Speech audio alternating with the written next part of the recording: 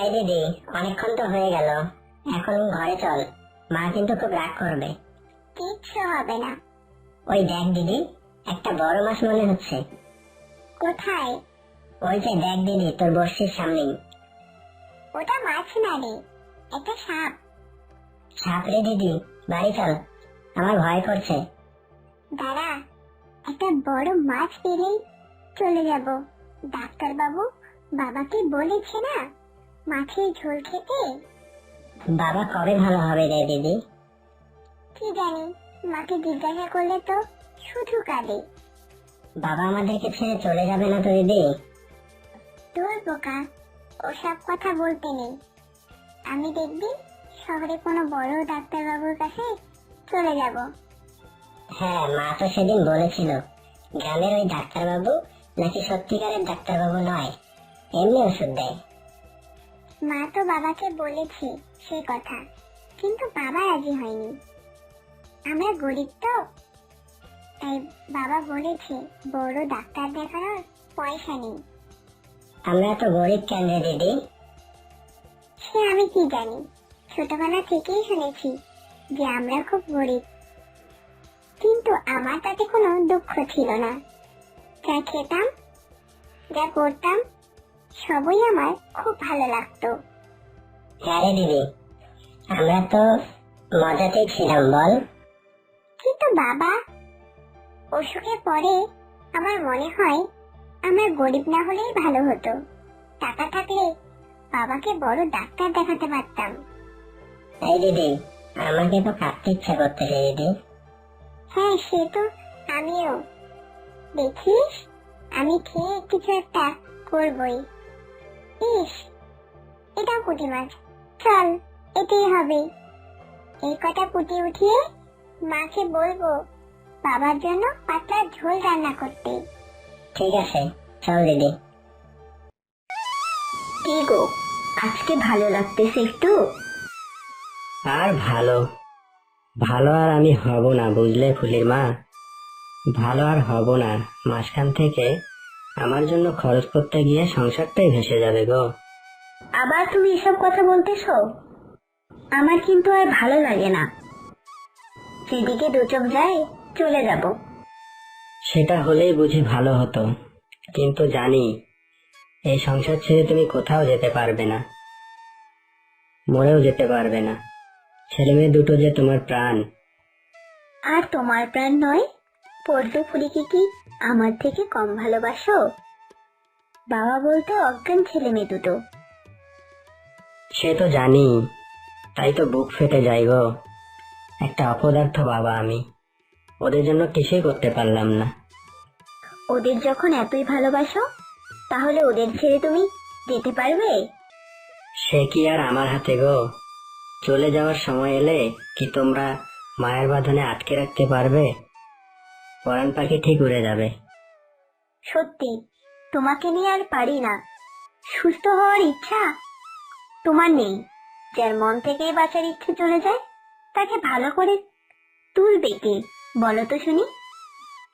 এই গ্রামের কবিরাজের ওষুধ কোনো কাজেই লাগতেছে না। এতদিন ধরে তো শুধু ওষুধ দিয়ে যাচ্ছি, তার তো কোনো ফলই হচ্ছে না। না না, ওতেই হবে, আমার যা আছে কপালে। তুমি আর একটা পয়সাও খরচ করবে না আমার চিকিৎসার পিছনে। কেন বুঝতে পারছো না তুমি? তোমার ভালো হয়ে ওঠাটা আমাদের জন্য কতটা প্রয়োজন। মা, ও মা, কিরে কোথায় ঘুরে বেড়াচ্ছিস? তোরা কি আমাকে একটু শান্তিতে থাকতে দিবি না? বাবার জন্য মাছ এনেছি মা। আবার সেই ডোবাটার পাশে গিয়েছিলি রে? কি দরকার মাছের? আমার তো কিছুই খেতে ভালো লাগে না। দে, মাছগুলো দে, আমি কেটে রাখতেছি। আমি কেটে দিই না মা। মাছ কাটবি? হাত কাটিস না যেন। তা পল্টু কোথায়? পল্টু বারান্দাতে আছে মা। সত্যি ফুলির মা, মেয়েটা আমাদের হঠাৎ করেই বড় হয়ে গেল। তোমাকে বললাম না, গরিবের মেয়েরা হঠাৎ করেই বড় হয়ে ওঠে। কোনো বোঝার আগে সংসারের বোঝা বইতে শেখে। ভেবেছিলাম ছেলে মেয়ে দুটোকে অনেক পড়াশোনা করাবো, নিজের পায়ে দাঁড়াবে। সব আশায় জল ঢেলে দিল আমার এই মারণ রোগ। তুমি শুয়ে থাকো, আমি যা হোক রান্না করে ফেলি।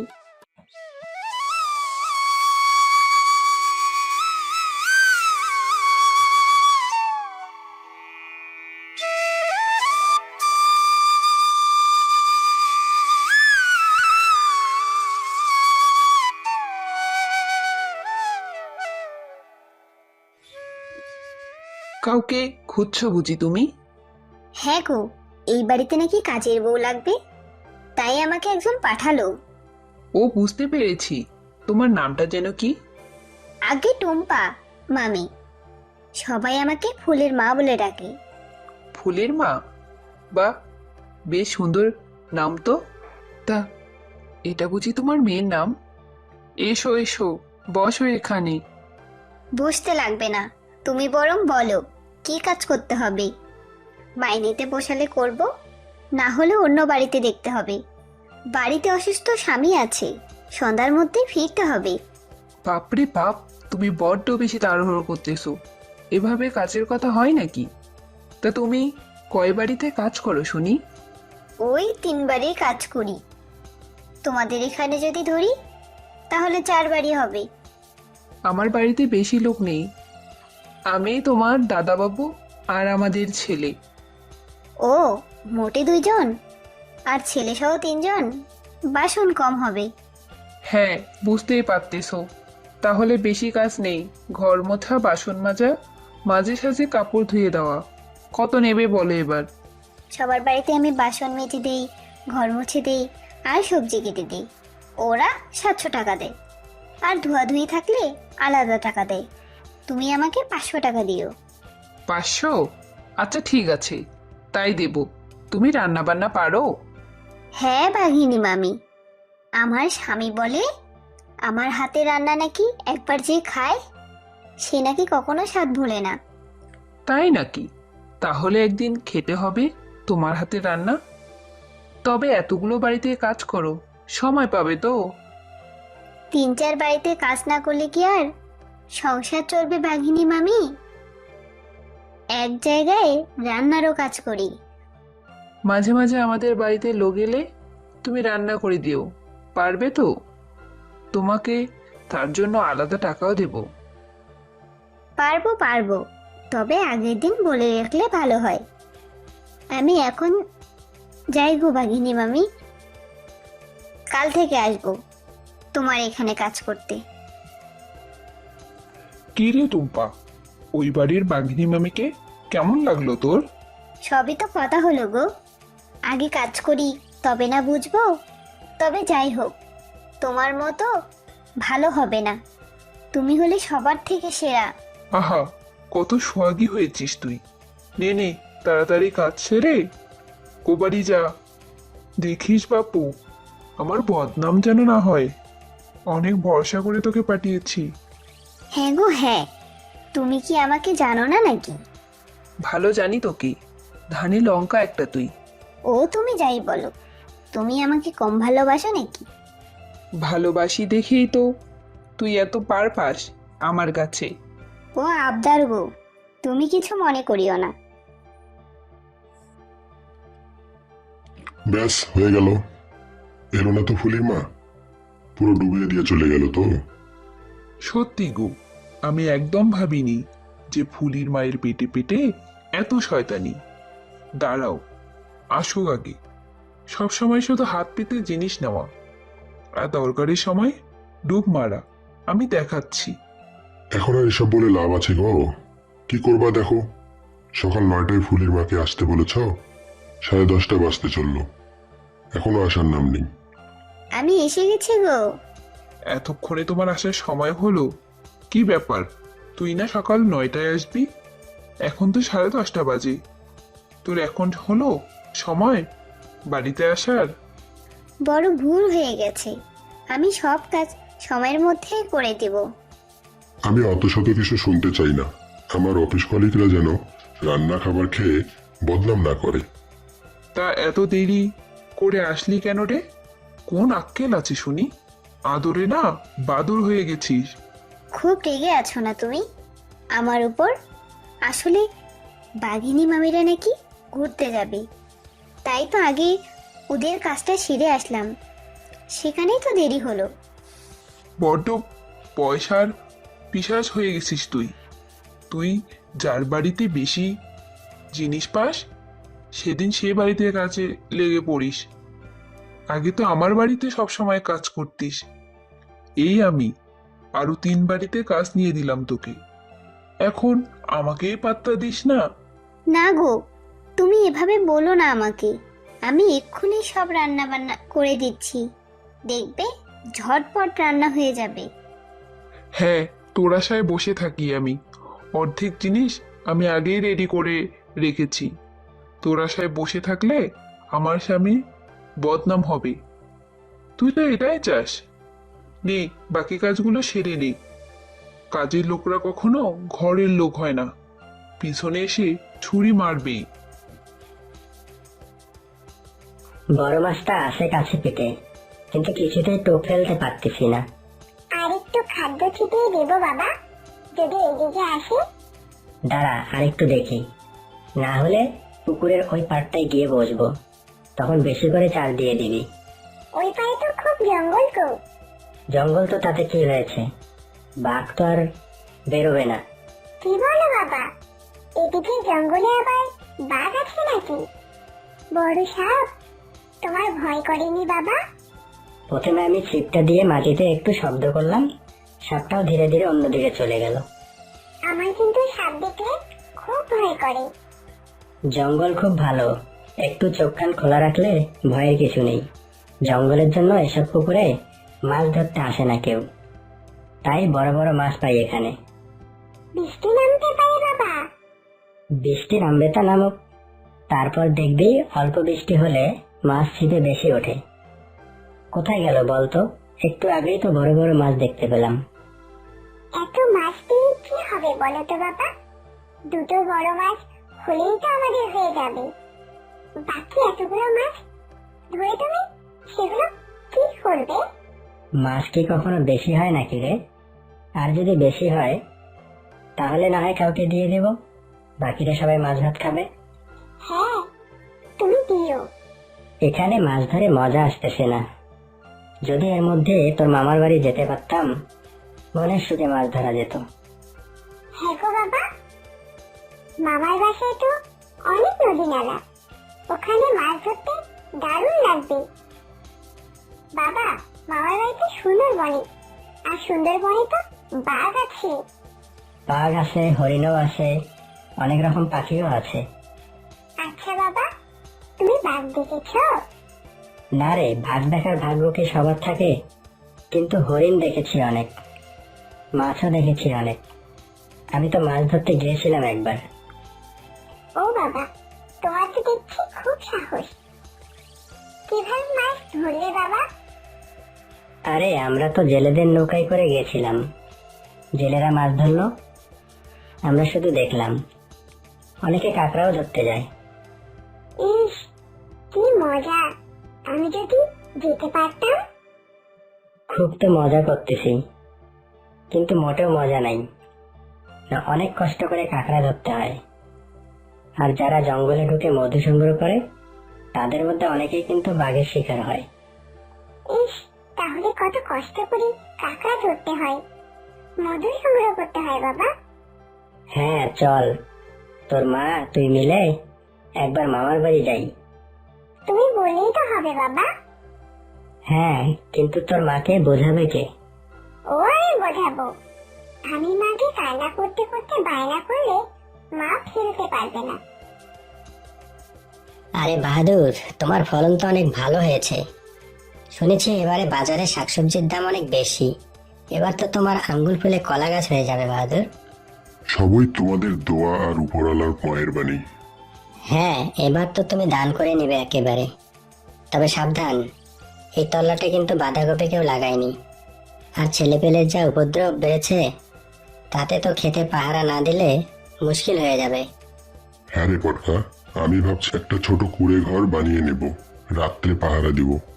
হ্যাঁ গো বাহাদুর ভাই, আর কিছুদিন কষ্ট করো, তাহলে ভালো দাম পাবে। হ্যাঁ রে, আমিও তাই ভাবছি যে রাত দিন সব সময় পাহারা দিয়ে রাখবো। তাই করো বাহাদুর ভাই, তাই করো। একবার ছেলেপেলেদের চোখে পড়লে তোমার বাঁধাকপি একটা আস্ত রাখবে না। তাহলে পটকা, তুই মাঠে কতক্ষণ থাকিস?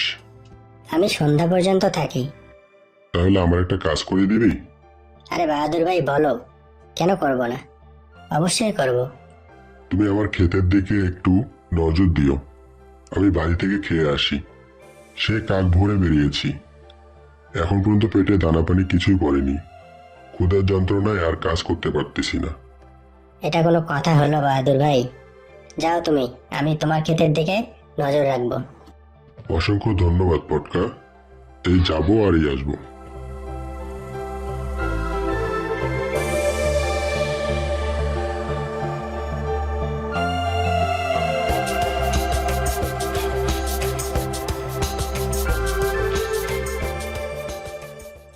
ফুলির মা, কাল একটু আগে আসতে পারবে গো?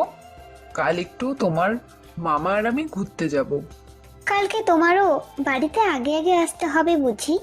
আমার বাড়িতেও মানে? আবার তোর কালকে কোথায় কাজ আছে? না, বাহাদুর দাদার নাকি অফিস থেকে লোক আসবে, রান্না বান্না করতে হবে। সব সময় অমন কাজের দোহাই দিস না তো বাপু। সব সময় তো বলি না তোকে, একটা দিনেরই ব্যাপার। দেখো না ম্যানেজ করতে পারো কি না। আচ্ছা, দেখতেছি। আর কয়টা কাপড়ও আছে, ধুয়ে দিতে হবে। আর আমার বাসা থেকে লোক আসবে, ঘরগুলো একটু পরিষ্কার করে দিও তো। আচ্ছা বাঘিনী মামি, তোমাদের তো দুজনের সংসার বটে, বড্ড এটো বাসন তোমাদের। শোনো, কয়টা সবজি কেটে দিও তো। বাঘিনী মামি, ওই বাড়িতে তাড়াতাড়ি যেতে হবে, সবজিগুলো রেখে দাও, কালকে কেটে দেব। বারবার বলেছে আগে যেতে। এখানে তো আর মাংনা কাজ করো না, প্রায় তোমাকে ফলমূল কাপড় সবই দেওয়া হয়, সেসব নেওয়ার সময় মনে থাকে না? তোমার বড্ড মুখ গো মামি, দুজনের কাজ বলে 5 জনের কাজ করিয়ে নাও, জিনিসপত্রের খোটা দাও। আমি কি চাই ওসব, তুমি তো নিজে থেকেই দাও। বেশি কথা না বলে কাজ করো, একটু বেশি কাজ করলে তো আমি তোমাকে বেশি করে টাকা দিই। কি গো গিন্নি, তোমার অনেক ধকল হয়ে যাচ্ছে তাই না? তুমি কি নিজের দিকে একটু তাকিয়েছো? তোমার কি অবস্থা হয়েছে? নিজের খেয়াল রাখবে তো নাকি? একটু তো ধকল হচ্ছে গো, অন্যের বাসায় কাজ করি, কতজনের যে কত রকমের কথা শুনতে হয়, আর ভালো লাগে না। কিন্তু কি করব, পেটের দাহে যেতে হয়। ও কাজ তুমি ছেড়ে দাও গো।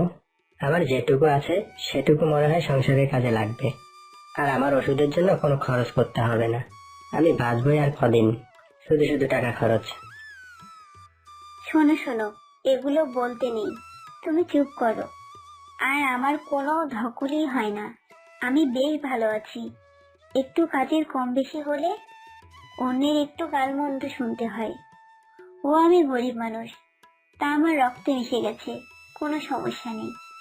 আমি কত অপদার্থ, আমার জন্য তোমার এই অবস্থা। তোমার জায়গায় যদি আমি থাকতাম, তাহলেও কি এমনটা বলতে? না গো গিন্নি, তোমার মতো কেউ হয় না। তুমি অনেক ভালো। ভালো আর কই হতে পারলাম গো, অন্যের গালমন্দ খেতে খেতেই জীবনটা মনে হয় শেষ হয়ে যাবে। শোনো না, আমি না ভাবছি একটা হোটেল খুলবো, এভাবে আর অন্যের বাসায় কাজ করব না। তা তুমি করো না, তোমার হাতের রান্না তো অনেক সুস্বাদু, খেতে অনেক মজা। হোটেল খুললেই ভালোই লাভবান হবে। শোনো না গো, আমি তো মেয়ে, আমার দ্বারাই কি ওসব সম্ভব? তুমি যদি পাশে থাকতে তাও হতো। সমস্যা নেই, আমি তো দিনে একবার হলেও বসতে পারবো। আমাদের বাজারে যে দোকানটা আছে না, ওই দোকানেই তুমি বসতে পারো। আমার এই অবস্থার কারণে তো ওই দোকানটা বন্ধ হয়ে পড়ে আছে। সেটাই ভাবতেছি গো, ছেলে মেয়ে দুটো আছে না, তাদের তো পড়াশোনার খরচ আছে, দোকানটা করলে ওদের পড়াশোনার খরচটুকু বাঁচবে। হ্যাঁ, ওদেরকেও পাশে রাখিও, তাহলে তো ভালোই হবে। হ্যাঁ, ওরাও থাকবে, সবাই মিলে করলে হোটেলটা আমার চলে যাবে। তাহলে কি দোকানটা ঠিক করার ব্যবস্থা করে দিব আমি? বাকি বাসায় সব কাজ ছেড়ে দিব। এভাবে আর চলে না। অন্যের বাসায় কাজ করে কোনো সম্মান পাই না। নিজের দোকানে কাজ করলে টাকাও পাবো, সম্মানও পাবো। কি বলো? হ্যাঁ, তা ঠিক বলেছ। ফুলি পল্টু ওরা কি করে? ওদের দুটো বাইরে খেলতেছে, আমি আর নিষেধ করলাম না। কবে যে ঠিক হবে, হলে আমার মুক্তি। তুমি অমন করে বলো না, সব ঠিক হয়ে যাবে একদিন। তো বন্ধুরা, গল্পটি আপনাদের কেমন লেগেছে কমেন্ট করে জানিয়ে দেবেন। আর এমন মজার মজার গল্প পেতে আমাদের চ্যানেলটি সাবস্ক্রাইব করে পাশে থাকুন। আর হ্যাঁ, লাইক শেয়ার করতে ভুলবেন না।